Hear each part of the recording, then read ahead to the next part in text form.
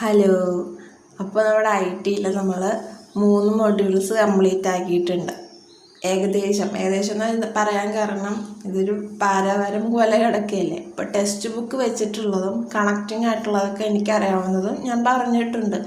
നമ്മുടെ hardware, software, പിന്നെ network, ഈ 3 സംഭവം നമ്മൾ കംപ്ലീറ്റ് ആക്കിയിട്ടുണ്ട്. NCERTയും SCERTയുടെ പാർട്ട് വെച്ച് നമ്മുടെ സോഫ്റ്റ്വെയറും ഹാർഡ്വെയറും എടുത്തിട്ടുണ്ട്. ഈ നെറ്റ്വർക്കിൻ്റെ SCERT പാർട്ടും അടുത്ത മൊഡ്യൂൾസിൻ്റെ SCERT പാർട്ടും കൂടി ചേർത്ത് ഒറ്റ വീഡിയോ ചെയ്യാം. ഇപ്പോൾ NCERT റിലേറ്റഡ് ആയിട്ട് നമുക്ക് അടുത്ത മൊഡ്യൂളായിട്ടുള്ള ഇൻ്റർനെറ്റ് നോക്കാം. പിന്നെ NCERT എന്ന് ചോദിക്കുമ്പോൾ പലരും ചോദിക്കുന്ന ഒരു ഡൗട്ടാണ് NCERT ഏത് ഇതിലെ ടെക്സ്റ്റ് ബുക്കാണെന്ന്. ഇപ്പോൾ കമ്പ്യൂട്ടർ ആപ്ലിക്കേഷൻ ആയാലും കമ്പ്യൂട്ടർ സയൻസ് ആയാലും നമ്മുടെ മൊഡ്യൂളിൽ വരുന്ന പാർട്ടുകളെല്ലാം +1 ടെക്സ്റ്റ് ബുക്കിൽ എല്ലാ സ്ട്രീംകാർക്കും ഉണ്ട്.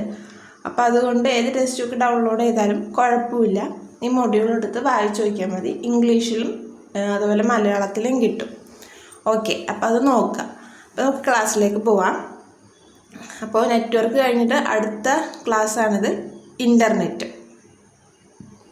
ലോകത്തിലെ ഏറ്റവും വലിയ കമ്പ്യൂട്ടർ ശൃംഖല ഇൻ്റർനെറ്റാണ്. നമ്മൾ വാനൊക്കെ പഠിക്കുന്ന സമയത്ത് നമ്മൾ പറഞ്ഞതാണ് ഏറ്റവും വലിയ കമ്പ്യൂട്ടർ നെറ്റ്വർക്ക് ഏതാണെന്ന് ചോദിച്ചാൽ അത് ഇൻ്റർനെറ്റാണ്. അപ്പോൾ ഇതിൽ പരീക്ഷാ ഫലം, അതേപോലെ ഏകജാല സംവിധാനത്തിൽ അപേക്ഷ അയക്കൽ, അങ്ങനെ സ്കോളർഷിപ്പുകളെ പറ്റി അറിയാൻ, അങ്ങനെ പല കാര്യങ്ങൾക്ക് നമ്മൾ ഇൻ്റർനെറ്റ് സൗകര്യം പ്രയോജനപ്പെടുത്തുന്നുണ്ട്. അതുകൂടാതെ പല ജോലികളും നമുക്ക് ഇൻ്റർനെറ്റ് ഇല്ലാതെ കൈകാര്യം ചെയ്യണത് ഭയങ്കര ദുഷ്കരമാണ്. പിന്നെ ഡെയിലി നമുക്ക് ഇൻ്റർനെറ്റ് എന്നുള്ള കാര്യം അത്രത്തോളം നമ്മളെ സ്വാധീനം ചെലുത്തുന്നുണ്ട്. പിന്നെ നമുക്കറിയാം ഇൻ്റർനെറ്റ്, ഇമെയിൽ നോക്കാം, online banking, social networking site, അങ്ങനെ പല കാര്യങ്ങളും നമ്മുടെ ചിലവും സമയം കുറയ്ക്കാൻ വേണ്ടിയിട്ട് ഹെൽപ്പ് ചെയ്യുന്ന ഒന്നാണ് ഇൻ്റർനെറ്റ്. ഇതിൻ്റെ ദോഷമായിട്ട് സ്വകാര്യതയിലേക്കുള്ള നുഴഞ്ഞുകയറ്റം, തട്ടിപ്പ്, സൈബർ ആക്രമണം, ഇങ്ങനെ കുറേ കാര്യങ്ങളും സമൂഹത്തിൽ വ്യാപിച്ചുകൊണ്ടിരിക്കുന്നുണ്ട്. അപ്പോൾ ഈ കാര്യങ്ങളൊക്കെ നിറഞ്ഞ ഒരു ചാപ്റ്ററാണ് ഇത്. അതിൻ്റെ ഒരു ഇൻട്രോയാണ് ഇപ്പോൾ പറഞ്ഞത്. അപ്പോൾ ആദ്യമായിട്ട് നമുക്ക് ഇൻ്റർനെറ്റിൻ്റെ ചരിത്രം നോക്കാം. അമേരിക്കൻ പ്രതിരോധ വകുപ്പിൻ്റെ പദ്ധതിയായിട്ടുള്ള ARPANET, advanced research projects agency network എന്ന പേരിൽ ഒരു ചെറിയ ശൃംഖലയിലാണ് ഇൻ്റർനെറ്റ് തുടക്കമിട്ടത്. അപ്പോൾ ARPANETൻ്റെ ഫുൾ ഫോം നോക്കാം, advanced research projects agency network. ഇത് അമേരിക്കയുടെ പ്രതിരോധ വകുപ്പിൻ്റെ ഒരു പദ്ധതിയായിരുന്നു. അതൊരു ചെറിയ നെറ്റ്വർക്കായിരുന്നു. അത് 1970കളിലൊക്കെ അവരുടെ പ്രതിരോധ സേനയ്ക്ക് വേണ്ടിയിട്ട് തുടക്കമിട്ടിരുന്ന ഒരു പദ്ധതിയാണ്. അതായത് അതുമായി ബന്ധപ്പെട്ടിട്ടുള്ള തൊഴിൽ സ്ഥാപനങ്ങളും സർവകലാശാലകളിലേക്ക് കമ്പ്യൂട്ടർ തമ്മിൽ ബന്ധിപ്പിക്കാൻ വേണ്ടി കൊണ്ടുവന്ന ഒരു നെറ്റ്വർക്ക് സിസ്റ്റമാണ് ഇത്. ഇനി 1984 ഈ ARPANETൽ നിന്നും സൈനിക ഉപയോഗത്തിന് മാത്രമായിട്ട് മിൽനെറ്റ് എന്നൊരു സെപ്പറേറ്റ് ശൃംഖല വന്നു. എന്താണ്? ARPANETൽ നിന്നും മിൽനെറ്റ്.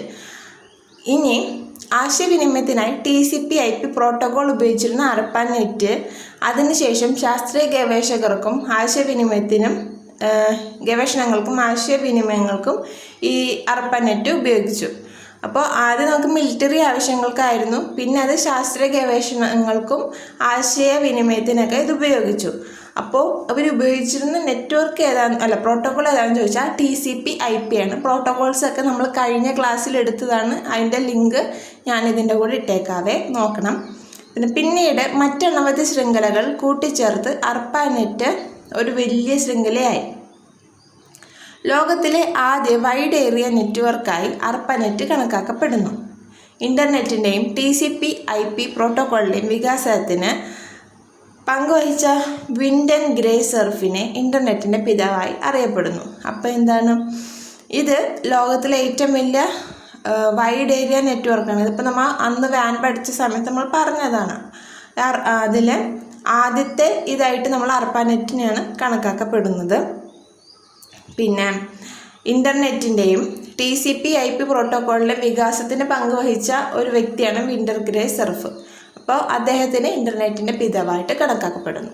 അപ്പോൾ ഇനി വിൻഡൻ ഗ്രേസർഫിൻ്റെ കുറച്ച് കാര്യങ്ങൾ ഇവിടെ ബോക്സിലാക്കി കൊടുത്തിട്ടുണ്ട്. ഒരു അമേരിക്കൻ കമ്പ്യൂട്ടർ ശാസ്ത്രജ്ഞനാണ് വിൻഡ്സർഫ്. വിൻഡ്സർഫ് എന്നറിയപ്പെടുന്ന അദ്ദേഹം ഇൻ്റർനെറ്റിൻ്റെ പിതാവ് എന്ന് അറിയപ്പെടുന്നു. അപ്പോൾ വിൻഡൻ ഗ്രേ സർഫ് എന്നാണ് യഥാർത്ഥ നാമം. വിൻഡ്സർഫ് എന്നാണ് വിളിക്കുന്നത്. അദ്ദേഹം ഇൻ്റർനെറ്റിൻ്റെ പിതാവ് എന്ന് അറിയപ്പെടുന്നു. പിന്നെ അദ്ദേഹത്തിൻ്റെ സഹവർത്തിയുമായിട്ടുള്ള ബോബ് കാഹിനിയോടൊപ്പം ഇൻ്റർനെറ്റിൻ്റെ പ്രാരംഭ വികാസത്തിന് കാരണഭൂതനായി.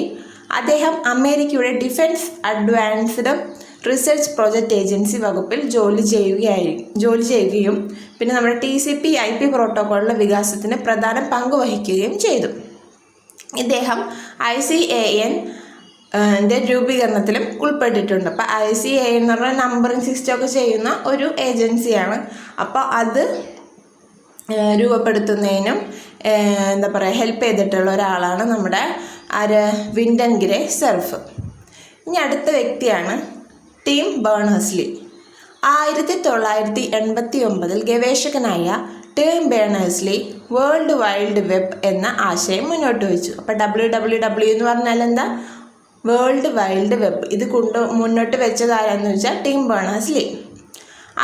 അദ്ദേഹത്തിൻ്റെ കൂട്ടാളികളും ചേർന്ന് hypertext transfer protocol, HTTP full form നോക്കുക, ഹൈപ്പർ ടെക്സ്റ്റ് ട്രാൻസ്ഫർ പ്രോട്ടോകോൾ. അതൊരു പ്രോട്ടോക്കോളാണ്.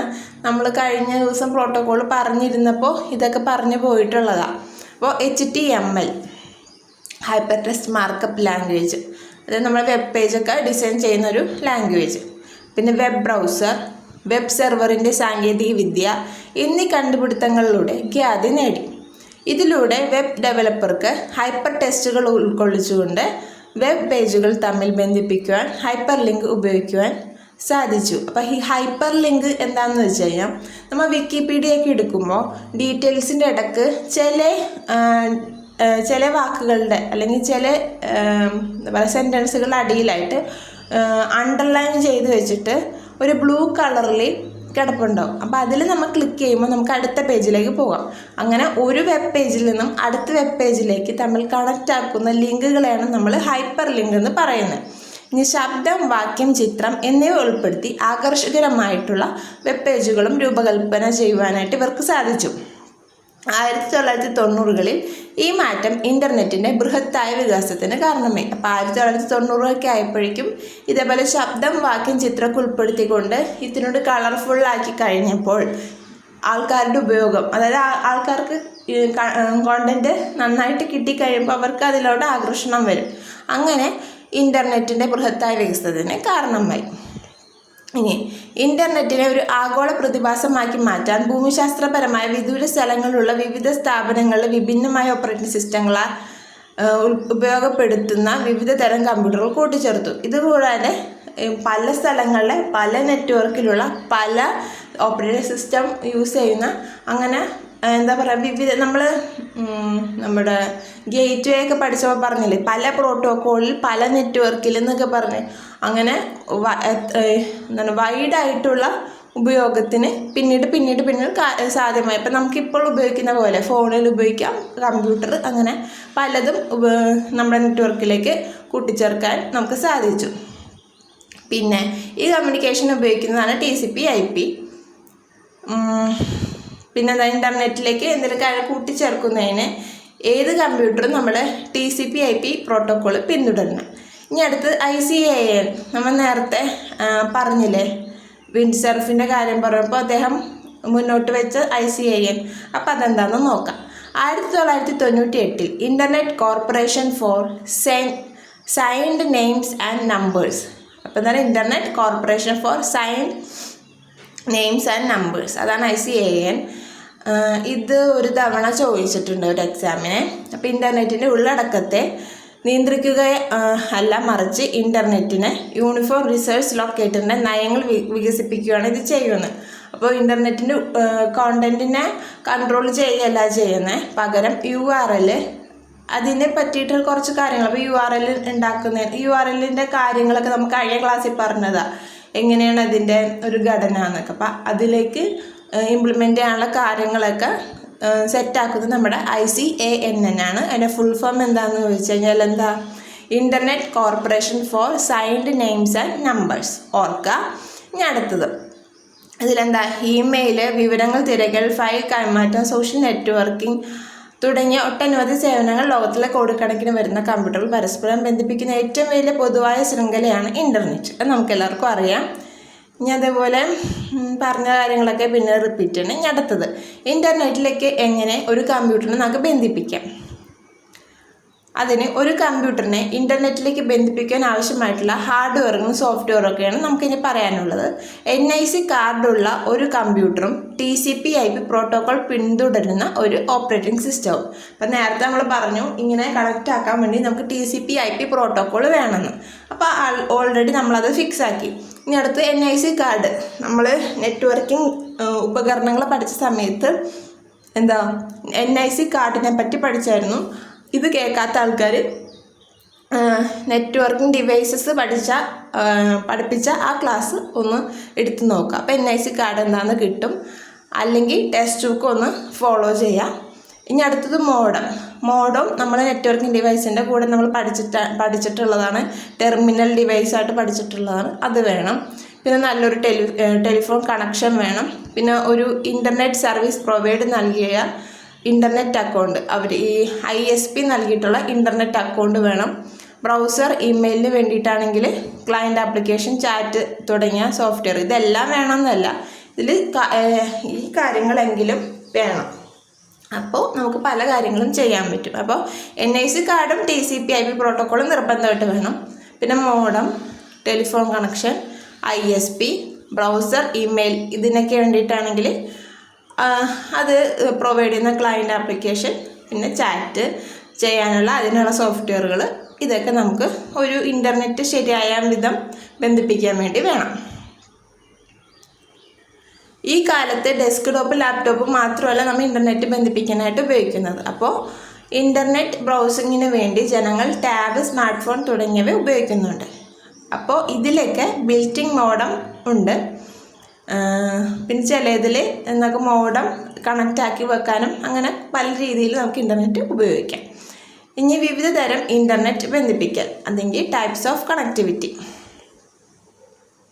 അപ്പോൾ ആദ്യം, ഇന്ന് വെബ് പേജുകൾ കൂടുതൽ ആകർഷകമാക്കുവാൻ വേണ്ടി ചിത്രങ്ങൾ മൾട്ടിമീഡിയയൊക്കെ ഉപയോഗിക്കുന്നു. സ്വാഭാവികം, നമ്മൾ കൂടുതൽ ചിത്രങ്ങൾ, ഇപ്പോൾ എൻ്റെ ക്ലാസ്സിൽ തന്നെ ആൾക്കാരുടെ എണ്ണം കൂടണമെങ്കിൽ ഞാൻ ഇതിൻ്റെ അകത്ത് ഇത്തിരി കൂടി കാര്യങ്ങളൊക്കെ ചേർത്തിരുന്നെങ്കിൽ ഇത്തിരി കൂടി എനിക്ക് സബ്സ്ക്രൈബേഴ്സൊക്കെ കൂടിയാണ്. പക്ഷേ അത്ര ഞാൻ ടൈം സ്പെൻഡ് ചെയ്യാൻ എനിക്കില്ലാത്തതുകൊണ്ടാണ് ഞാൻ ഇത്ര ഇതാക്കി വെച്ചാണ്. കൂടുതൽ ആകർഷകമായിട്ടുള്ള ഇതുണ്ടെങ്കിൽ കൂടുതൽ ആൾക്കാർ കാണാനുണ്ടാവും. സ്വാഭാവികമായിട്ടും അതാണ് സത്യം. അപ്പോൾ ധാരാളം വെബ്സൈറ്റുകളിൽ വീഡിയോ കാണുവാനും ഡൗൺലോഡ് ചെയ്യാനുള്ള സൗകര്യമുണ്ട്. അപ്പോൾ CD-കളോ മറ്റ് സ്റ്റോറേജ് മീഡിയ വഴിയോ സോഫ്റ്റ്വെയർ വിതരണം ചെയ്യുന്നതിന് പകരം ഇന്ന് പല വിൽപ്പനക്കാരും ഓൺലൈൻ വഴിയാണ് അവ നൽകുന്നത്. സോഫ്റ്റ്വെയറുകളായിട്ടുള്ള വേർഡ് പ്രോസസ്സർ, സ്പ്രെഡ്ഷീറ്റ്സ്, പിന്നെ ആൻറ്റിവൈറസ് എന്നിവ ഒരു കമ്പ്യൂട്ടറിൽ ഇൻസ്റ്റാൾ ചെയ്യുന്നതിന് പകരം ഓൺലൈനായിട്ട് വാടകയ്ക്ക് ഉപയോഗിക്കാവുന്നതാണ് ഇപ്പോഴത്തെ പ്രവണത. ഈ കാര്യങ്ങളെല്ലാം ധാരാളം ഡാറ്റ ഓൺലൈനിലൂടെ കൈമാറ്റം ചെയ്യേണ്ടി വരും.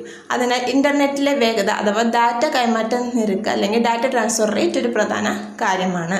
ഡാറ്റ കൈമാറ്റ നിരക്ക് എന്നത് യൂണിറ്റ് സമയത്തിൽ ഉപകരണങ്ങളിലൂടെ കൈമാറ്റം ചെയ്യപ്പെടുന്ന ശരാശരി ബിറ്റുകളുടെ എണ്ണമാണ്. അപ്പോൾ ഒന്നും കൂടി പറയാം, നമ്മൾ പണ്ട് യൂസ് ചെയ്തിരുന്ന പോലെ CD, DVD അങ്ങനത്തെ സ്റ്റോറേജ് ഡിവൈസുകളിൽ നമ്മൾ ഡിവൈസ് ഡ്രൈവറുടെ കാര്യമൊക്കെ പറഞ്ഞില്ലേ, അങ്ങനെയല്ല. നമുക്ക് ഡിവൈസ് ഡ്രൈവർ എന്താണെന്ന് വെച്ചാൽ നമ്മൾ ഓപ്പറേറ്റിംഗ് സിസ്റ്റം ആ ക്ലാസ് എടുത്ത് നോക്കണം. അപ്പോൾ നമുക്ക് കൂടുതൽ കാര്യങ്ങൾ കിട്ടും. അപ്പോൾ അതിന് പകരം ഇപ്പോൾ നമ്മൾ അവരുടെ വെബ്സൈറ്റിൽ പോയിട്ട് ആ സോഫ്റ്റ്വെയറൊക്കെ ഡൗൺലോഡ് ചെയ്തിട്ട് ഉപയോഗിക്കുകയാണ് ചെയ്യുക. അപ്പോൾ അതേപോലെ ചെയ്യാൻ, പിന്നെ വീഡിയോ കാണാൻ, പിന്നെ വീഡിയോ അപ്ലോഡ് ചെയ്യാൻ, അതുപോലെ തന്നെ വേറെന്താ പിന്നെ ഇതിൽ പറഞ്ഞത്, ആൻറ്റിവൈറസൊക്കെ എടുക്കാനായിട്ട്, അങ്ങനത്തെ കാര്യങ്ങളൊക്കെ ഡാറ്റ കൈമാറ്റം ചെയ്യാൻ വേണ്ടിയിട്ട് നമ്മൾ ഇൻ്റർനെറ്റാണ് ഇപ്പോൾ യൂസ് ചെയ്യുന്നത്. അപ്പോൾ അങ്ങനെ കൈമാറ്റം ചെയ്യുന്നതിനുള്ള നിരക്കിനെ നമ്മൾ എങ്ങനെ കണക്കാക്കാം എന്ന് വെച്ചാൽ യൂണിറ്റ് സമയത്തിൽ ഉപകരണങ്ങളിലൂടെ കൈമാറ്റം ചെയ്യപ്പെടുന്ന ശരാശരി ബിറ്റുകളുടെ എണ്ണം. അപ്പോൾ അതിനെയാണ് നമ്മൾ ഡാറ്റ ട്രാൻസ്ഫർ റേറ്റ് എന്ന് പറയാം. അപ്പോൾ ഒരു യൂണിറ്റ് സമയത്തിൽ എത്രത്തോളം ഡാറ്റ കൈമാറ്റം ചെയ്യാൻ പറ്റും ഉപകരണങ്ങളിലൂടെ. അപ്പം 1 kbps is equal to 1000 bits per second ആണ്. 1 kbps is equal to 1000 bits per second ആണ്. 1 Mbps ചോദിച്ചാൽ 1000 kbps, 1 Gbps ചോദിച്ചാൽ 1000 Mbps. അപ്പോൾ kbps നോക്കാം.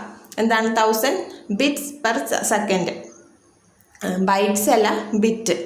അപ്പോൾ എന്താണ് ബിറ്റ്സ്, 1000 ബിറ്റ്സ് ഒരു സെക്കൻഡിൽ പോയി കഴിഞ്ഞാൽ നമുക്കതിനെ 1 കിലോ എന്താണ് ബിറ്റ്സ് പെർ സെക്കൻഡ് എന്ന് നമുക്ക് പറയാം. അപ്പോൾ ഇതിൽ ഈ ബിറ്റ്സും ബൈറ്റ്സും എഴുതുന്നത് എങ്ങനെയാണെന്ന് ഇതിൽ കൊടുത്തിട്ടുണ്ട്. ബി സ്മോൾ ലെറ്ററും ക്യാപിറ്റൽ ലെറ്ററും. സ്മോൾ ലെറ്റർ ആണെങ്കിൽ ബിറ്റും ക്യാപിറ്റൽ ലെറ്റർ ആണെങ്കിൽ ബൈറ്റും. നമ്മുടെ ചാനലിലെ പേര് ബൈറ്റ് സൈറ്റ്സിൽ PSCയിലെ ബൈറ്റില്ലേ, അതാണ് ബി. അപ്പം small letter K, capital letter K. Small letter K ആണെങ്കിൽ 1000 എന്നും ക്യാപിറ്റൽ ലെറ്റർ കെ ആണെങ്കിൽ എന്താ 1024 ആണെന്നും നമുക്ക് മനസ്സിലാക്കണം. അപ്പോൾ നമ്മൾ സബ്സ്ക്രൈബറിൻ്റെ ഇതിൽ പറയുമ്പോൾ 10K എന്നൊക്കെ പറയില്ലേ, അപ്പോൾ ആ K എന്ന് പറഞ്ഞാൽ 1000ആണ്. പിന്നെ ക്യാപിറ്റൽ ലെറ്റർ K ആണെങ്കിൽ 1024. ഇവിടെ K എന്നത് ഡെസിമൽ യൂണിറ്റും സ്മോൾ ലെറ്റർ K എന്നത് ഡെസിമൽ യൂണിറ്റും ക്യാപിറ്റൽ ലെറ്റർ K എന്നത് ബൈനറി യൂണിറ്റുകളുള്ള അളവാണ്. എന്നാൽ മെഗാ, ജിഗ, ടെറ തുടങ്ങിയ യൂണിറ്റുകൾ ഡെസിമലിനും ബൈനറിനും MGT എന്നീ ചിഹ്നങ്ങൾ തന്നെയാണ് യഥാക്രമം ഉപയോഗിക്കുന്നത്. പിന്നെ ഡാറ്റ കൈമാറ്റ നിരക്ക് എന്താ പറയുക ഡെസിമൽ യൂണിറ്റിലും അതുപോലെ മെമ്മറി അളക്കാൻ വേണ്ടിയിട്ട് നമ്മൾ ബൈനറി യൂണിറ്റാണ് ഉപയോഗിക്കുന്നത്. ഇതിൻ്റെ ഒരു പിക്ചർ ഞാൻ കമ്മ്യൂണിറ്റിയിൽ ഇട്ടിട്ടുണ്ടായിരുന്നു. അതിൽ നമ്മുടെ ഡാറ്റയുടെ അളവുകളൊക്കെ ഇല്ലേ, അതൊക്കെ ഇട്ട് വെച്ചിട്ടുണ്ട്. ഇങ്ങനെ കിലോ, മെഗാ, ഗിഗ അതൊക്കെ ഒന്ന് നോക്കണേ, മെയിനായിട്ടുള്ള സംഭവമാണ്. പിന്നെ ഇൻ്റർനെറ്റ് ആക്സസ് ചെയ്യുന്ന വേഗതയെ സ്വാധീനിക്കുന്ന പ്രധാന ഘടകം ഇൻ്റർനെറ്റ് ബന്ധിപ്പിക്കാൻ തിരഞ്ഞെടുക്കുന്ന രീതിയാണ്. ഇപ്പം നമ്മൾ തിരഞ്ഞെടുക്കുന്ന രീതി അനുസരിച്ചിട്ടാണ് ഇൻ്റർനെറ്റ് ആക്സസിൻ്റെ വേഗതയെ സ്വാധീനിക്കുന്നത്. അപ്പോൾ ഇതിനെ നമുക്ക് എങ്ങനെയൊക്കെ ബന്ധിപ്പിക്കാമെന്ന് ചോദിച്ചു കഴിഞ്ഞാൽ ഇവയെ dial-up connectivity, wired broadband, wireless broadband എന്നിങ്ങനെ തരംതിരിച്ചിരിക്കുന്നു. സാങ്കേതിക വിദ്യയുടെ പുരോഗതി അനുസരിച്ചിട്ട് ഓരോ തരം ബന്ധിപ്പിക്കൽ രീതിയുടെയും ഡാറ്റ ട്രാൻസ്ഫർ റേറ്റ് വ്യത്യാസപ്പെട്ടിരിക്കും. അപ്പോൾ ആദ്യത്തെ നമ്മുടെ ഡയലപ്പ് കണക്ടിവിറ്റിയാണ്. ഇതൊരു പരമ്പരാഗത ടെലിഫോൺ ലൈനിലൂടെയുള്ള ഒരു ഡയലപ്പ് മോഡ് ഉപയോഗിച്ചിട്ട് ഡയൽ ചെയ്ത് ഇൻ്റർനെറ്റ് സർവീസ് പ്രൊവൈഡറുടെ സർവറുമായിട്ട് ബന്ധിപ്പിച്ച് ചെയ്യുന്ന ഒരു എന്താ പറയുക ഇൻ്റർനെറ്റ് കണക്ഷനാണ്. അപ്പോൾ ഈ ഒരു ഫോട്ടോ നോക്കിയാൽ മനസ്സിലാവും. ഞാനൊരു കാര്യം പറയാം, ഓൾറെഡി ഓരോ കണക്ടിവിറ്റിക്കും പല ടൈപ്പ് കണക്ടിവിറ്റി ഉണ്ട്. ഇപ്പോൾ ഡയലപ്പ് കണക്ടിവിറ്റി ഉണ്ടെങ്കിൽ നമ്മൾ അടുത്തത് പറയാൻ പോകുന്ന കുറേ കണക്ടിവിറ്റികളുണ്ട്. ഇങ്ങനെ ഓരോ കണക്ടിവിറ്റികൾക്കും അതിൻ്റേതായിട്ടുള്ള സെപ്പറേറ്റ് മോഡും ഉണ്ട്. ഇപ്പോൾ ഇതിൽ നമ്മൾ ഉപയോഗിക്കുന്ന മോഡമാണ് ഡയലപ്പ് മോഡം. ഈ ഡയലപ്പ് മോഡം നമ്മുടെ കമ്പ്യൂട്ടറിനെയും പിന്നെന്താ നമ്മുടെ ഇൻ്റർനെറ്റ് സർവീസ് പ്രൊവൈഡറെ ബന്ധിപ്പിക്കാൻ വേണ്ടിയിട്ട് പ്രവർത്തിക്കുന്നു. അപ്പോൾ ഇതെങ്ങനെ ചെയ്യുക എന്ന് പറഞ്ഞാൽ ഈ ഫോട്ടോയിൽ നിന്ന് കണ്ട നമ്മൾ ഡയൽ ചെയ്തിട്ടാണ് ഇൻ്റർനെറ്റ് സർവീസ് പ്രൊവൈഡറിൻ്റെ സർവറായിട്ട് ബന്ധിപ്പിക്കുക. അപ്പം നമ്മൾ ടെലിഫോണിൽ ഡയൽ ചെയ്യും. ഈ ഡയൽ ചെയ്ത് കഴിഞ്ഞിട്ടാണ് ഇൻ്റർനെറ്റ് സർവറായിട്ട് ബന്ധിപ്പിക്കുക. ഇങ്ങനെ എന്താണ് ധാരാളം ആൾക്കാർ ആ സമയത്ത് ഇങ്ങനെ കോൾ ചെയ്തുകൊണ്ടിരിക്കും. പീക്ക് ടൈം എന്ന് പറയില്ലേ, നമ്മൾ ഇൻ്റർനെറ്റ് യൂസ് ചെയ്യണേ, നമുക്കിപ്പോൾ മൊബൈലിലൊക്കെ ഓഫറൊക്കെ വരില്ലേ. അപ്പോൾ രാത്രി ആണെങ്കിൽ നമുക്ക് കുറേ ലാഭത്തിനൊക്കെ നെറ്റ് കിട്ടും, പകൽ കിട്ടില്ല അങ്ങനെ. അപ്പോൾ പകലെന്ന് പറഞ്ഞു കഴിഞ്ഞാൽ എല്ലാവരും യൂസ് ചെയ്യുന്ന സമയമാണ്. അപ്പോൾ ആ സമയത്താണ് നമ്മൾ ഇതേപോലെ സർവീസ് പ്രൊവൈഡറിനെ ഡയൽ ചെയ്യുക, അതായത് ടെലിഫോൺ ഉപയോഗിച്ച് ഡയൽ ചെയ്യുക, ഇൻ്റർനെറ്റ് ഉപയോഗിച്ച് ഡയൽ ചെയ്യുക. അപ്പം അങ്ങനെ ചെയ്യുമ്പോൾ ആ സമയത്ത് പീക്ക് ടൈം ആണെങ്കിൽ കുറേ സമയമെടുക്കും. അപ്പം അങ്ങനെ നമ്മുടെ ലെക്ക് പോലെയാണ് ആ സമയത്ത് ISP ആയിട്ട് കണക്റ്റായിട്ട് നമുക്ക് നെറ്റ് കിട്ടുക. അപ്പം അങ്ങനെ കൂടുതൽ സമയം എടുക്കും. പിന്നെന്താ ഇങ്ങനെ കണക്റ്റ് ആകുന്ന ഈ ബന്ധത്തിന് സാധാരണ പരമാവധി 56 kbps വേഗതയിലാണ് ഡാറ്റ സംപ്രേഷണം ചെയ്യാൻ സാധിക്കുന്നത്. അപ്പോൾ ഇതിൽ 56 kbps മോഡമാണ് ഉപയോഗിക്കുന്നത്. ഇത് ബാക്കി ഇപ്പം നമ്മൾ പഠിക്കാൻ പോകുന്ന ബാക്കി ആ ഒരു കണക്ഷൻ വെച്ച് നോക്കുമ്പോൾ ഇതിന് വളരെ വേഗത കുറഞ്ഞ ഒരു എന്താ പറയുക കണക്ഷൻ ഐഡിയയാണ്. പിന്നെ വേറൊരു പ്രശ്നം ഇതിലുള്ളത് എന്താണെന്ന് വെച്ച് കഴിഞ്ഞാൽ ഇതിന് പ്രശ്നമല്ല, വേറൊരു ഗുണം എന്താണെന്ന് വെച്ച് കഴിഞ്ഞാൽ ഇതിന് ചിലവ് കുറവാണ്. പിന്നെ നമ്മൾ ടെലിഫോൺ ഡയലപ്പ് കണക്ഷന് വേണ്ടി മാത്രമായിട്ട് ഒരു ടെലിഫോൺ ഇതിന് വേണ്ടി ഡയലപ്പ് ചെയ്യാൻ വേണ്ടിയിട്ട് മാറ്റി വെക്കണം. അല്ലെങ്കിൽ നമുക്ക് കോള് ചെയ്യാനോ ഇൻ്റർനെറ്റും ഒരേ സമയം യൂസ് ചെയ്യാൻ സാധിക്കില്ല. അതാണ് ഇതിൻ്റെ പ്രശ്നം. അപ്പോൾ അതായത് ഇൻ്റർനെറ്റ് ഉപയോഗിക്കുമ്പോൾ നമുക്ക് ടെലിഫോൺ കോളുകൾ ഉപയോഗിക്കാൻ കഴിയില്ല. ഇപ്പോഴത്തെ ഡയലപ്പ് കണക്ഷന് പകരം കൂടുതൽ വേഗതയുള്ള ബ്രോഡ്ബാൻഡ് നിലവിൽ വന്നിട്ടുണ്ട്. അപ്പോൾ ബ്രോഡ്ബാൻഡ് എന്താണെന്ന് പറയുമ്പോൾ ഇത് ഇത്തിരി കൂടി നമുക്ക് ക്ലിയർ ആവും. അതായത് നമ്മൾ ഈ സർവീസ് ഒരു ടെലിഫോൺ ഉപയോഗിച്ചിട്ടാണ് നമ്മൾ ഇതിനെ ഡയലപ്പ് ചെയ്യുക. അപ്പോൾ ആ സമയത്ത് ഇൻ്റർനെറ്റ് കണക്ട് ചെയ്യണ സമയത്ത് നമുക്ക് കോൾ ചെയ്യാൻ സാധിക്കില്ല. ഒരു സമയം ഒരു കാര്യം ചെയ്യാൻ പറ്റുള്ളൂ. അപ്പോൾ ഇതിന് വേണ്ടിയിട്ട് നമുക്ക് ഇൻ്റർനെറ്റ് യൂസ് ചെയ്യാൻ വേണ്ടിയിട്ട് ഒരു കണക്ഷൻ വേണം. പിന്നെ എന്താണെന്ന് വെച്ച് കഴിഞ്ഞാൽ ഒരു ടൈം അവറുണ്ട്. ആ ടൈം അവറിൽ മാത്രമേ ഈ കണക്ഷൻ ലൈവിൽ നിൽക്കുള്ളൂ. പിന്നെ കട്ടായിപ്പോവും. പിന്നെ നമ്മൾ ഇതേപോലെ ഡയൽ ചെയ്ത് ISP ആയിട്ട് കണക്റ്റാക്കി പിന്നെ ഇൻ്റർനെറ്റ് കണക്റ്റ് ആക്കണം. അങ്ങനെ ഒരു തുടർച്ചയില്ലാത്തൊരു കണക്ഷനാണ്, വേഗത കുറഞ്ഞ കണക്ഷനാണ്. 56 kbps നമ്മൾ ഓൾറെഡി പറഞ്ഞു. പിന്നെ വേറെന്താ പറഞ്ഞാൽ സെപ്പറേറ്റ് ടെലിഫോൺ വേണം, വേഗത കുറവാണ്. പിന്നെ പണ്ടത്തെ ഒരു പരമ്പരാഗത രീതിയാണ്. അപ്പോൾ ഇതിനെ തരണം ചെയ്യാൻ വേണ്ടി വന്നിട്ടുള്ള കണക്ടിവിറ്റിയാണ് നമ്മുടെ വയേർഡ് ബ്രോഡ്ബാൻഡ് കണക്ടിവിറ്റി. അപ്പോൾ ഈ കണക്ടിവിറ്റി പല ടൈപ്പ് ഉണ്ട്. അത് നമുക്ക് അതിൻ്റെ സെപ്പറേറ്റ് ഇതേ താഴെ കുറേ ഉണ്ട്. അപ്പോൾ നമുക്ക് ആദ്യം ഇതെന്താണെന്ന് ഒരു ഇൻട്രോ പോലെ നോക്കാം. നൂതന സാങ്കേതിക വിദ്യകൾ ഉപയോഗിച്ച് ഉയർന്ന നിരക്കിൽ ഡാറ്റ കൈമാറുന്ന ഇൻ്റർനെറ്റ് ബന്ധത്തിനാണ് ബ്രോഡ്ബാൻഡ് എന്ന പദം കൊണ്ട് ഉദ്ദേശിക്കുന്നത്. വയേർഡ് ബ്രോഡ്ബാൻഡ് ബന്ധങ്ങൾ എപ്പോഴും ലഭ്യമാകുന്നത് ഡയലപ്പ് ചെയ്ത് ബന്ധിപ്പിക്കേണ്ട ആവശ്യമില്ലാത്തതുമാണ്. ബ്രോഡ്ബാൻഡ് ബന്ധങ്ങൾക്ക് ബ്രോഡ്ബാൻഡ് മോഡം ഉപയോഗിക്കണം. അപ്പം നമ്മൾ ഓൾറെഡി ഞാൻ പറഞ്ഞു, ഓരോ ബന്ധങ്ങൾക്കും ഓരോ മോഡമാണ് യൂസ് ചെയ്യുന്നത്. നമ്മുടെ ഡയലപ്പിന് ഉപയോഗിക്കുന്ന ഡയലപ്പ് മോഡമാണ്. അത് 56 kbps ആണ് അതിൻ്റെ സ്പീഡെന്നും നമ്മൾ പറഞ്ഞു.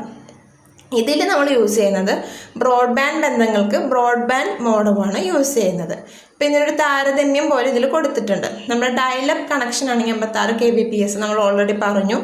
ISPയുമായി ബന്ധിക്കാൻ നമ്മൾ ഡയൽ ചെയ്യണം.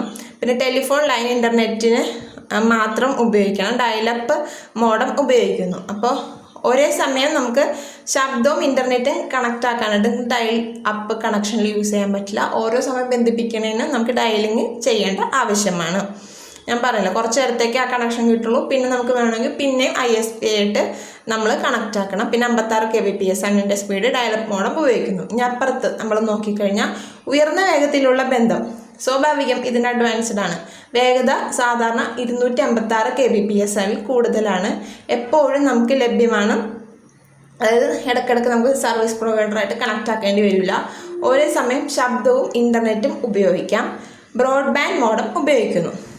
ഇത് തമ്മിലുള്ള വ്യത്യാസം. ഇനി നമുക്ക് വയേർഡ് ബ്രോഡ്ബാൻഡിൻ്റെ കുറച്ച് എക്സാമ്പിൾസ് നോക്കാം. അപ്പോൾ ആദ്യത്തെ ISDN integrated services digital network. ഇതിൻ്റെയൊക്കെ ഫുൾ ഫോം ആയിരിക്കും കേട്ടോ കൂടുതൽ ചോദിക്കുക. അതെന്തോരം സ്പീഡ് ഉണ്ട് അങ്ങനെ നമുക്ക് ഇതുവരെ ചോദിച്ച് കണ്ടിട്ടില്ല. അപ്പോൾ ഇതിൻ്റെ ഫുൾ ഫോം ഒക്കെ ഒന്ന് അറിഞ്ഞിരിക്കുക. ISDN integrated services digital network. ഇത് ശബ്ദവും ഡിജിറ്റൽ ഡാറ്റയും വഹിക്കാൻ കഴിവുള്ള ഒരു ബ്രോഡ്ബാൻഡ് സേവനമാണ്. ISDN ബന്ധം ഉപയോഗിക്കുന്ന ടെലിഫോൺ കമ്പനികൾ 2 ലൈനുകൾ നൽകുന്നു. ഉപഭോക്താവിന് ഒരു ലൈൻ ശബ്ദത്തിനും അടുത്തത് ഡാറ്റയ്ക്കും, അല്ലെങ്കിൽ രണ്ടും കൂടി ഡാറ്റയ്ക്കായിട്ട് ഉപയോഗിക്കാം. ഈ ലൈനിലൂടെ 2 Mbps വരെ വേഗതയിൽ ഡാറ്റ കൈമാറ്റം ചെയ്യാൻ സാധിക്കും. അപ്പോൾ നേരത്തെ നമ്മൾ പറഞ്ഞില്ലേ, ഡയലപ്പിൽ ഒരു ടെലിഫോൺ ലൈൻ ഉണ്ടെങ്കിൽ അതിൽ തന്നെ നമുക്ക് കോൾ ചെയ്യാനായിട്ട് പറ്റും, അതുപോലെ ഇൻ്റർനെറ്റ് യൂസ് ചെയ്യാൻ പറ്റും. പക്ഷേ രണ്ടും ഒരേ സമയം ചെയ്യാൻ പറ്റില്ല. അപ്പോൾ ISDN എന്താണെന്ന് പറഞ്ഞാൽ 2 ലൈന് കമ്പനി പ്രൊവൈഡ് ചെയ്യും. അപ്പോൾ അതിൽ നിന്നും ഒരെണ്ണം ശബ്ദത്തിനും ഒരെണ്ണം ഡാറ്റയ്ക്കും യൂസ് ചെയ്യാം. വേണമെങ്കിൽ ഈ 2 ലൈനും നമുക്ക് ഡാറ്റയ്ക്ക് വേണ്ടി മാത്രമായിട്ടും യൂസ് ചെയ്യാം. അപ്പോൾ ഈ ലൈനിലൂടെ 2 Mbps വരെ വേഗത്തിൽ നമുക്ക് ഡാറ്റ കൈമാറ്റം ചെയ്യാൻ സാധിക്കും. അപ്പോൾ ആദ്യത്തെ ആളാണ് ISDN. അത് വയേർഡാണ് എന്ന് ഓർക്കാം, വയേർഡ് ബ്രോഡ്ബാൻഡ് ആണെന്ന് ഓർക്കാം. ഇനി അടുത്തത് കേബിൾ നെറ്റ്വർക്ക്. ടെലിവിഷൻ സിഗ്നലുകൾ കൈമാറുന്നതിനായി വീടുകളിൽ സ്ഥാപിച്ചിട്ടുള്ള കോയാക്സിയൽ കേബിൾ വഴി ഇൻ്റർനെറ്റ് സ്വീകരിക്കുന്ന രീതിയാണ് കേബിൾ ഇൻ്റർനെറ്റ് ആക്സസ്. നമ്മുടെ ഏഷ്യനെറ്റിൻ്റെ കേബിൾ വഴിയിട്ടൊക്കെ നമുക്ക് ഇൻ്റർനെറ്റ് കിട്ടില്ലേ, അപ്പോൾ ആ ഒരു സംവിധാനമാണ് നമ്മുടെ കേബിൾ ഇൻ്റർനെറ്റ്. അപ്പോൾ ഇങ്ങനെയുള്ള ഇതിനെന്ന് പറഞ്ഞു കഴിഞ്ഞാൽ നമ്മുടെ കേബിൾ മോഡം ഉപയോഗപ്പെടുത്തിയിട്ടാണ് കമ്പ്യൂട്ടറും കേബിൾ ശൃംഖലയുമായിട്ട് ബന്ധിപ്പിച്ചിട്ടുള്ളത്. ഇത് ഉയർന്ന ബാൻഡ്വിഡ്ത്ത് സേവനം നൽകുന്നതിനാൽ കേബിൾ ഇൻ്റർനെറ്റിന് 1 Mbps മുതൽ 10 Mbps വരെ വേഗത കാണും. അപ്പം കേബിൾ മോഡം ആണ് ഇതിൽ യൂസ് ചെയ്യുന്നത്. 1 Mbps മുതൽ 10 Mbps വരെ കിട്ടും. അതിന് മുമ്പ് അടിച്ച ISDN ആണെങ്കിൽ 2 Mbps വരെ. ഇനി അടുത്തത് ഡിജിറ്റൽ സബ്സ്ക്രൈബർ ലൈൻ അഥവാ DSL. സാധാരണ ടെലിഫോൺ ലൈനിലൂടെ ഇൻ്റർനെറ്റിൽ ബന്ധം ലഭ്യമാകുന്ന മറ്റൊരു ബ്രോഡ്ബാൻഡ് സേവനമാണ് DSL. നമ്മുടെ ടെലിഫോൺ ലൈനിലൂടെ ഒരു സമയം ഫോൺ വിളിക്കുവാനും ഇൻ്റർനെറ്റ് ആശയവിനിമയത്തിന് DSL ഉപഭോക്താവിന് അനുവാദം നൽകുന്നു. ഇതിൽ നിരവധി ഉപവിഭാഗങ്ങൾ ഉൾപ്പെടുത്തിയിട്ടുണ്ട്. അപ്പോൾ ആ ഉപവിഭാഗം നമുക്കൊന്ന് നോക്കാം. Asymmetric digital subscriber line. ഒരു ടെലിഫോൺ ലൈനിലൂടെ ഏറ്റവും കൂടുതൽ വേഗതയിൽ വിവരങ്ങൾ സഞ്ചരിക്കുന്ന ആശയവിനിമയ സംവിധാനമാണ് ഈ ADSL. അപ്പോൾ ഇതിന് ഉപവിഭാഗങ്ങളുണ്ട്. അതിൽ ADSL മാത്രമേ എക്സ്പ്ലെയിൻഡ് ആയിട്ടുള്ളൂ. ഇത് ഇത്തിരി സ്പീഡായിട്ടുള്ള ഒരു സാങ്കേതിക വിദ്യയാണ്. ഇതിൻ്റെ ഡൗൺലോഡ് വേഗത 256 kbps മുതൽ 24 Mbps വരെ ഇതിന് ഡൗൺലോഡ് സ്പീഡുണ്ട്. ഈ ബന്ധത്തിൽ ഒരു ADSL മോഡം നമ്മുടെ വീട്ടിലോ ഓഫീസിലോ ഇത് വേണം. പിന്നെ ഇന്ത്യയിൽ ലഭ്യമായിട്ടുള്ള ബ്രോഡ്ബാൻഡ് സേവനങ്ങളിൽ ഏറ്റവും ജനപ്രീതി ആർജിച്ചതാണ് ഈ ADSL എന്ന് പറയുന്നത്. നമ്മുടെ BSNL ഒക്കെ കണക്ട് ചെയ്ത് കൊടുക്കൂലേ, ആ സംഭവം. അപ്പോൾ ടെലിഫോൺ ലൈനിലൂടെ തന്നെ നമുക്ക് ഫോൺ വിളിക്കാനും അതേപോലെ തന്നെ ഇൻ്റർനെറ്റ് ആശയവിനിമയത്തിന് DSL സാധിക്കും. നമ്മുടെ ഡയലപ്പ് പോലെയാണെങ്കിലും ഇത് ഇത്തിരി അഡ്വാൻസ്ഡ് ആയിട്ടുള്ള സംഭവമാണ്. നമുക്ക് ഫോൺ വിളിക്കാനും അതേപോലെ ഇൻ്റർനെറ്റ് ആശയവിനിമയത്തിന് സാധിക്കും. ADSL അതിൻ്റെ ഒരു ഉപവിഭാഗമാണ് അസിമെട്രിക് ഡിജിറ്റൽ സബ്സ്ക്രൈബർ ലൈൻ എന്നാണ് അതിൻ്റെ ഫുൾ ഫോം. ഇതിൽ ഡൗൺലോഡ് വേഗത സാധാരണയായിട്ട് 256 kbps മുതൽ 24 Mbps വരെ ആയിരിക്കും. പിന്നെ ഇതിന് ADSL മോഡം വേണം. ഇന്ത്യയിൽ ലഭ്യമായ ബ്രോഡ്ബാൻഡ് സേവനങ്ങളിൽ ഏറ്റവും ജനപ്രീതി ആർജിച്ചത് ഈ ADSL ആണ്. ഇനി ലീസ് ലൈൻ എന്ന് പറഞ്ഞു കഴിഞ്ഞാൽ ഇൻ്റർനെറ്റ് സേവനദാതാക്കൾ, വ്യാപാരികൾ, മറ്റ് വലിയ സ്ഥാപനങ്ങൾ എന്നിവയ്ക്ക് ഇൻ്റർനെറ്റ് സേവനങ്ങൾ നൽകുന്നതിന് മാത്രമായിട്ട് ഉപയോഗിക്കുന്ന ലൈനുകളാണ് ലീസ് ലൈൻ. അപ്പോൾ വ്യാപാരികൾ, പിന്നെ ISP നമ്മുടെ ഇൻ്റർനെറ്റ് സെർവ് ചെയ്യുന്ന ആൾക്കാർ, അതിന് പിന്നെ വലിയ വലിയ സ്ഥാപനങ്ങൾക്കൊക്കെ ഇൻ്റർനെറ്റ് സേവനം നൽകാൻ വേണ്ടിയിട്ട് ഉപയോഗിക്കുന്ന ഒരു സംഭവമാണ് ലീസ് ലൈൻ. ഇതിൽ 2 Mbps മുതൽ 10 Mbps വരെ പ്രദാനം ചെയ്യുന്നു. ചെലവ് കൂടിയതാണ്. അധിക മൂല്യമുള്ള ഇൻ്റർനെറ്റ് ബന്ധം ആകുന്നു. അതുകൊണ്ട് ലീസ് ലൈൻ വിദ്യാഭ്യാസ സ്ഥാപനങ്ങൾ പോലുള്ള വലിയ സ്ഥാപനങ്ങളിൽ വളപ്പിൽ മാത്രം ഉപയോഗിക്കുന്നു. നമ്മൾ വീടുകളിൽ ഉപയോഗിക്കുന്ന ടൈപ്പല്ല ലീസ് ലൈൻ എന്ന് പറഞ്ഞാൽ ഇത്രയും കൂടി വൈഡായിട്ട് ഉപയോഗിക്കുന്ന സ്ഥാപനങ്ങളിൽ ഉപയോഗിക്കുന്ന ഒരു കണക്ഷനാണ്. അപ്പോൾ ഇതിൽ ഇൻ്റർനെറ്റ് സേവനദാതാക്കൾ, വ്യാപാരികൾ, മറ്റു വലിയ സ്ഥാപനങ്ങൾ, പിന്നെ ലാസ്റ്റ് നമ്മൾ പറഞ്ഞു വിദ്യാഭ്യാസ സ്ഥാപനങ്ങൾ പോലുള്ള വലിയ സ്ഥാപനങ്ങളുടെ വളപ്പിൽ മാത്രം ഉപയോഗിക്കുന്ന ഒരു ഇതാണ് 2 Mbps മുതൽ 10 Mbps വരെ വേഗത പ്രദാനം ചെയ്യുന്നു. ചെലവ് കൂടിയ അധികം മൂല്യമുള്ള ഇൻ്റർനെറ്റ് ബന്ധം ആകുന്നത്. ഇനി അടുത്തത് FTTH. ഡാറ്റ പ്രസരണത്തിനായി ഒപ്റ്റിക്കൽ ഫൈബറുകളാണ് ഇതിൽ ഉപയോഗിക്കുന്നത്. ഇൻ്റർനെറ്റ് സേവനദാതാവിൻ്റെ സ്ഥലം മുതൽ നമ്മുടെ വീട് വരെ ഒപ്റ്റിക്കൽ ഫൈബറുകൾ സ്ഥാപിക്കുന്നു. വീടുകളിലേക്ക് അതിവേഗതയിലുള്ള ഇൻ്റർനെറ്റ് സ്ഥാപിക്കുന്നതിന് ആഗോളതലത്തിൽ സ്വീകാര്യമായ സാങ്കേതിക വിദ്യയാണ് FTTH.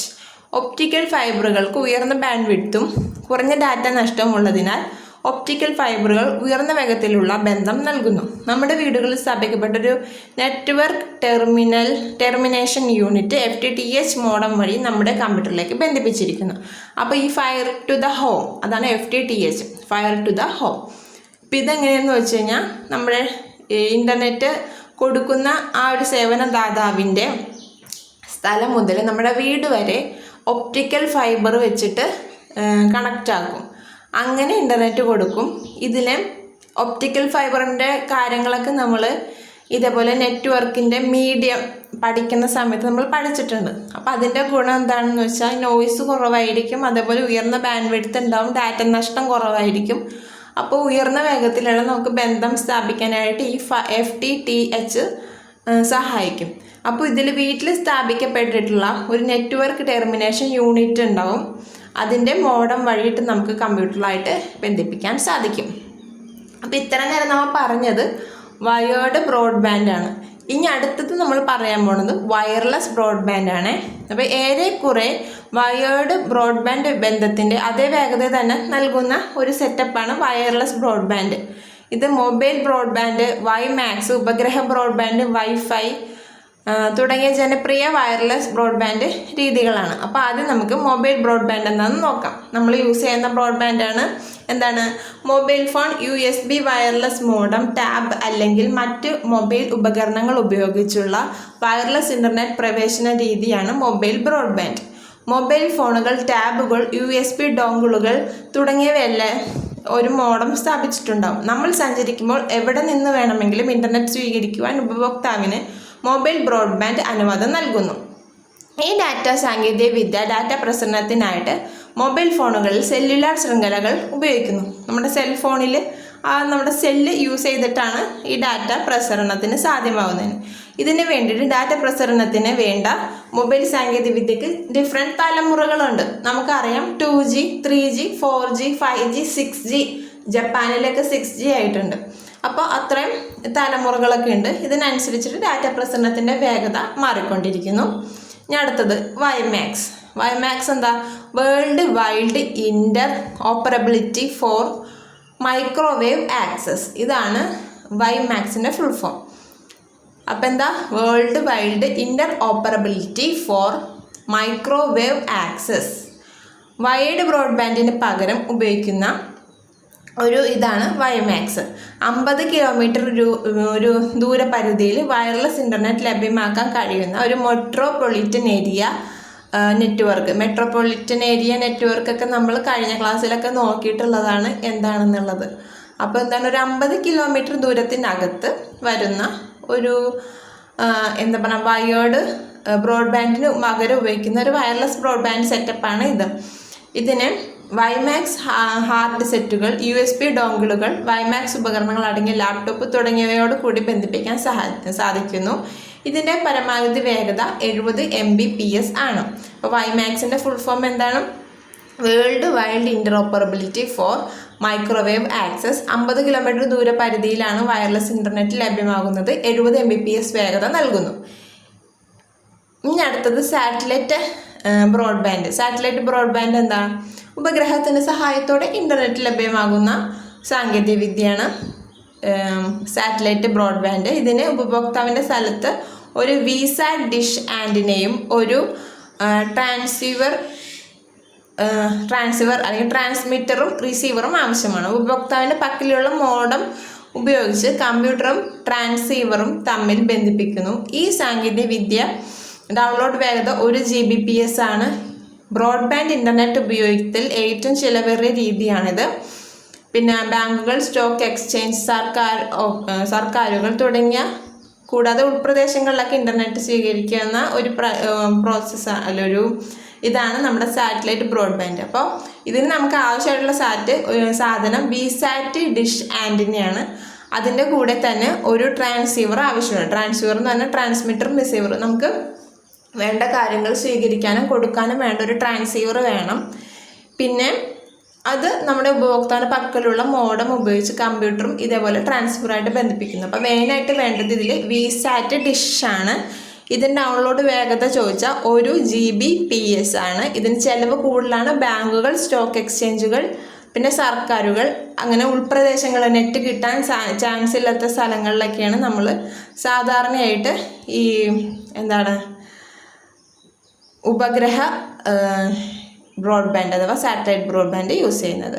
ഇനി ഇൻ്റർനെറ്റിൽ എങ്ങനെ നമുക്ക് ഈ ഇൻ്റർനെറ്റ് ആക്സസ് ഷെയറിംഗ് മെത്തേഡ്, ഈ ആക്സസ് എങ്ങനെ ഷെയർ ചെയ്യാം എന്നുള്ളതും കൂടി നോക്കിയിട്ട് ബാക്കി നമുക്ക് അടുത്ത ക്ലാസ്സിൽ നോക്കാവേ. ഒരു ലോക്കൽ ഏരിയ നെറ്റ്വർക്ക്, വൈഫൈ അല്ലെങ്കിൽ ലൈഫൈ നെറ്റ്വർക്ക് ഉപയോഗിച്ചിട്ട് നമുക്ക് ഇൻ്റർനെറ്റ് ബന്ധം ധാരാളം കമ്പ്യൂട്ടറായിട്ട് പങ്കുവെക്കാം. ഒരു ഇൻ്റർനെറ്റ് ബന്ധം നമുക്ക് പല കമ്പ്യൂട്ടറിലേക്ക് ഇങ്ങനെ പങ്കുവെക്കാം എന്നുള്ളത്. അപ്പോൾ ആദ്യത്തെ ലാൻ ഉപയോഗിച്ചിട്ട് ഒരു ലാനിലെ ഒരു കമ്പ്യൂട്ടർ ലഭ്യമായ ഇൻ്റർനെറ്റ് ബന്ധം ആ നെറ്റ്വർക്കിലെ മറ്റു കമ്പ്യൂട്ടറുകൾക്ക് നമുക്ക് പങ്കുവെക്കാനാകും. ഇത് ഓപ്പറേറ്റിംഗ് സിസ്റ്റത്തിൻ്റെ പ്രത്യേകം ഉപയോഗിച്ചോ അല്ലെങ്കിൽ കമ്പ്യൂട്ടറിൽ ലഭ്യമായിട്ടുള്ള പ്രോക്സി സെർവർ സോഫ്റ്റ്വെയറിലൂടെയോ നടത്തുവാൻ കഴിയും. കേബിൾ ഉപയോഗിച്ച് കമ്പ്യൂട്ടറുകളെ നേരിട്ട് റൗട്ടറുമായിട്ട് ബന്ധിപ്പിച്ച് ഇൻ്റർനെറ്റ് ലഭ്യമാക്കാം. അപ്പം നമുക്കൊരു റൗട്ടർ ഉണ്ടെങ്കിൽ അതിനെ നമുക്ക് ലാനൊക്കെ നമ്മൾ ഓൾറെഡി പഠിച്ചതാണ്. ഈ ലാൻ വയർ യൂസ് ചെയ്തിട്ട് കണക്ട് ചെയ്തിട്ട് നമുക്ക് ധാരാളം കമ്പ്യൂട്ടറുകളെ കണക്റ്റ് ആക്കാൻ സാധിക്കും. ഇത് ഓപ്പറേറ്റിംഗ് സിസ്റ്റത്തിൻ്റെ സ്പെസിഫിക്കേഷൻ ഉപയോഗിച്ചിട്ട് അല്ലെങ്കിൽ പ്രോക്സി സെർവർ സോഫ്റ്റ്വെയർ യൂസ് ചെയ്തിട്ട് നമുക്ക് കണക്റ്റ് ആക്കാൻ സാധിക്കും. ഇനി അടുത്തത് വൈഫൈ നെറ്റ്വർക്ക്. ഇത് നമ്മൾ സുപരിചിതമായിട്ടുള്ള സംഭവമാണ്. ഉന്നത വിദ്യാഭ്യാസ സ്ഥാപനങ്ങൾ, കോഫി ഷോപ്പുകൾ, ഷോപ്പിംഗ് മാളുകൾ, ഹോട്ടലുകൾ തുടങ്ങിയതിലൊക്കെ വൈഫൈ ഉപയോഗിക്കുന്നു. അതുകൂടാതെ നമ്മുടെ വീടുകളിലും സ്കൂളുകളിലൊക്കെ ഈ ബ്രോഡ്ബാൻഡ് മോഡുമായിട്ട് വൈഫൈ ഇൻ്റർനെറ്റ് ലഭ്യമാണ്. വൈഫൈ എന്നത് ചെറിയ ദൂരത്തിലേക്കുള്ള നെറ്റ്വർക്ക് ലഭ്യമാകുന്ന ഒരു ഡാറ്റ പ്രസരണ സാങ്കേതികവിദ്യയാണ്. ചെറിയ ദൂരത്തിലേക്ക് നമ്മൾ ഇതിനു മുമ്പേ പറഞ്ഞ വയേർഡ് അല്ലെങ്കിൽ വയർലെസ് ബ്രോഡ്ബാൻഡ് പ്രവേശന രീതി ഉപയോഗിച്ചിട്ട് വൈഫൈ സ്ഥലത്തേക്ക് ഇൻ്റർനെറ്റ് ലഭിക്കാൻ സാധിക്കും. ഇപ്പോൾ വയേർഡും ഉണ്ട്, വയർലെസ്സും ഉണ്ട്. അപ്പോൾ അത് ഉപയോഗിച്ചിട്ട് നമുക്ക് ഈ വൈഫൈ കണക്റ്റ് ആക്കാൻ സാധിക്കും. പിന്നെ ഇതിനെ നമുക്ക് വൈഫൈ റൗട്ടർ അല്ലെങ്കിൽ വയർലെസ് ശൃംഖല ആക്സസ് പോയിന്റ് ഉപയോഗിക്കുന്നു. ഈ ആക്സസ് പോയിന്റിനെ സാധാരണയായിട്ട് ഹോട്ട്സ്പോട്ട് എന്നാണ് വിളിക്കുക. അപ്പോൾ ഒരു ആക്സസ് പോയിന്റ് ഉണ്ടാവും, അതിനകത്ത് നിന്ന് നമുക്ക് ഈ നെറ്റ്വർക്ക് കിട്ടുള്ളൂ. അപ്പോൾ അതിനെ നമ്മൾ ഹോട്ട്സ്പോട്ട് എന്ന് വിളിക്കും. ഈ പരിധി കെട്ടിടത്തിനകത്ത് ഒരു 100 മീറ്റർ തുറന്ന സ്ഥലത്തെങ്കിലും അതിൽ കൂടുതലൊക്കെ തുറന്ന സ്ഥലത്തുമാണെങ്കിൽ ഇത്തിരി കൂടി വൈഡായിരിക്കും. ഇപ്പം നമ്മുടെ വീടുകളിൽ തന്നെ വൈഫൈ യൂസ് ചെയ്ത് കഴിഞ്ഞാൽ ഇപ്പം കുറേ റൂമുകളിൽ ഇടയ്ക്ക് കുറേ ചുമരുകളും ഒക്കെ കഴിഞ്ഞിട്ടാണ് നമ്മുടെ റൂമെങ്കിൽ നെറ്റ് കിട്ടാൻ ഇത്തിരി സ്പീഡ് കുറവായിരിക്കും. അതുകൂടാതെ മുകളിലേക്കാണ് റൂമെങ്കിൽ അപ്പോൾ ഇത്തിരി സ്പീഡ് കുറവായിരിക്കും. അപ്പോൾ എന്താ പറയുക, 100 മീറ്ററിൽ തുറന്നാണ് കിടക്കുന്നത് എങ്കിൽ അതിൽ കൂടുതലും നമുക്ക് കിട്ടും. ഇനി ഈ ഹോട്ട്സ്പോട്ടിലൂടെ വൈഫൈ സൗകര്യമുള്ള ഉപകരണങ്ങളായിട്ടുള്ള ലാപ്ടോപ്പ്, ടാബ്ലറ്റ്, മൊബൈൽ ഫോണിലൊക്കെ ഇൻ്റർനെറ്റ് സൗകര്യം ഉപയോഗിക്കാൻ കഴിയും. പിന്നെ ഇതിൻ്റെ ദോഷം എന്താണെന്ന് വെച്ച് കഴിഞ്ഞാൽ വയേർഡ് കണക്ഷനിൽ കുറച്ചും കൂടി സുരക്ഷിതമായിരിക്കും, ഇതിന് സുരക്ഷ കുറവായിരിക്കും. ഇനി അടുത്തത് ലൈഫൈ ശൃംഖല. ലൈഫൈ എന്ന് പറഞ്ഞാൽ നമ്മുടെ വൈഫൈനേക്കാൾ ഇത്ര അഡ്വാൻസ്ഡ് ആയിട്ടുള്ള സംഭവമാണ്. ഇതെന്താ, ഇതിൻ്റെ വേഗതയേറിയ പതിപ്പാണ്, ഒപ്റ്റിക്കൽ പതിപ്പാണ് ലൈഫൈ എന്ന് പറയുന്നത്. ഡാറ്റ പ്രസരണത്തിനായിട്ട് സാധാരണ പ്രകാശമാണ് ഇതിൽ ഉപയോഗിക്കുന്നത്. പ്രകാശ വേഗത കൂടുതലായിരിക്കും, നമ്മൾ ഒപ്റ്റിക്കൽ ഫൈബറൊക്കെ പഠിച്ചത്. അപ്പോൾ ഡാറ്റ പ്രസരണത്തിനായിട്ട് പ്രകാശം ഉപയോഗിക്കുന്ന ഒരു സെറ്റപ്പാണ് ലൈഫൈ. ഇത് വാർത്താവിനിമയ മാർഗം പ്രധാനമായിട്ട് തെളിച്ചമുള്ള ഒരു LED അല്ലെങ്കിൽ ലൈറ്റ് എമിറ്റിംഗ് ഡയോഡാണ് ഡാറ്റ സംരക്ഷണം ചെയ്യാനും ഫോട്ടോ ഡയോഡിന് ഡാറ്റ സ്വീകരിക്കാനും കഴിയും. ഇനി LED പ്രകാശം ഓണും ഓഫും ചെയ്ത് 0, 1 എന്നിങ്ങനെ ബൈനറി സ്ട്രിങ് നിർമ്മിക്കും. LED-യുടെ ഈ മങ്ങിക്കത്തൽ വളരെ വേഗത്തിലായതിനാൽ മനുഷ്യനേത്രങ്ങൾക്ക് തിരിച്ചറിയാൻ സാധിക്കില്ല. പ്രകാശം ഉയർന്ന ബാൻഡ്വിഡ്ത്ത് ആയതിനാൽ ഈ സാങ്കേതികത്വം ഉപയോഗിച്ച് 100 Mbps കൂടുതൽ ഡാറ്റ നിരക്ക് സാധ്യമാണ്. ലൈഫൈയിൽ പ്രകാശം ഉപയോഗിക്കുന്നതിനാൽ റേഡിയോ തരംഗങ്ങൾ തടസ്സമുണ്ടായേക്കുന്ന വിമാനങ്ങൾ, ആശുപത്രികളിലൊക്കെ ലൈഫൈ ഉപയോഗിക്കാം.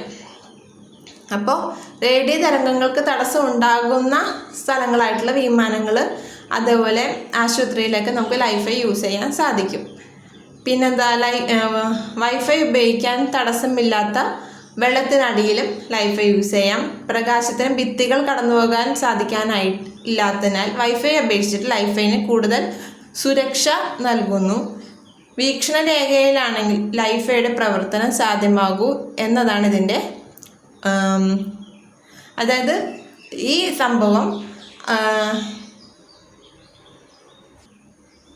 സംഭവം നമുക്ക് ഇപ്പോൾ വൈഫൈ പോലെ തുളച്ച് കയറിയൊന്നും പോകുന്നില്ല. അപ്പോൾ ഇതിൻ്റെ അകത്ത് നിന്ന് മാത്രം നമുക്ക് ഈ ലൈറ്റ് പോകുന്ന ആ സ്ഥലത്ത് മാത്രം നമുക്ക് ഇത് കൊടുക്കാൻ സാധിക്കുകയുള്ളൂ. പിന്നെ ഇതിൻ്റെ ഭാവിയിൽ ഈ സാങ്കേതികവിദ്യ വികസിപ്പിച്ചിട്ട് നമുക്ക് സാധാരണ ബൾബ് യൂസ് ചെയ്ത് വരെ നമുക്ക് ഇൻ്റർനെറ്റിൻ്റെ ഉറവിടമാക്കാൻ സാധിക്കും എന്ന് പറഞ്ഞുകൊണ്ടാണ് ഈ ചാപ്റ്ററല്ല ഈ ഒരു പോർഷൻ കംപ്ലീറ്റ് ആകുന്നത്. ഓക്കെ, അപ്പോൾ ഇത്രയാണ് ഞാൻ ഇന്നത്തെ ക്ലാസ് കൊണ്ട് ഉദ്ദേശിക്കുന്നത്. അപ്പോൾ ഇത് എല്ലാവരും ഈ ടെക്സ്റ്റ് ബുക്കൊക്കെ ഒന്നും കൂടി വായിച്ചു നോക്കാം. ഡൗട്ട് ഉണ്ടെങ്കിൽ കമൻ്റായിട്ട് ചോദിക്കുക. പലരും ഇതിൽ കമൻറ്റ് ചെയ്യുന്നില്ല, കുറച്ച് പേരൊക്കെ ലൈക്കെങ്കിലും ചെയ്യുന്നുണ്ട്. കാണുന്നുണ്ടോ ഇല്ലയോ എന്നൊന്നും എനിക്കറിയില്ല.